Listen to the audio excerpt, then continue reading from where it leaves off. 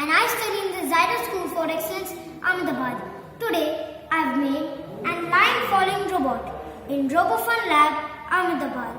The components that I've used in this robot are one EV3 brick, two large motors, two color sensors, and many other non-electronic components. Now let me tell you how this works.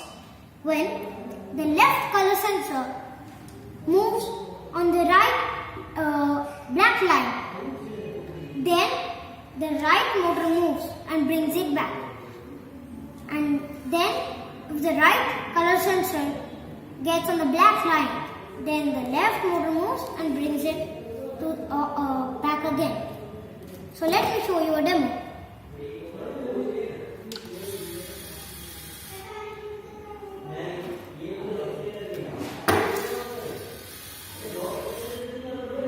Thank you.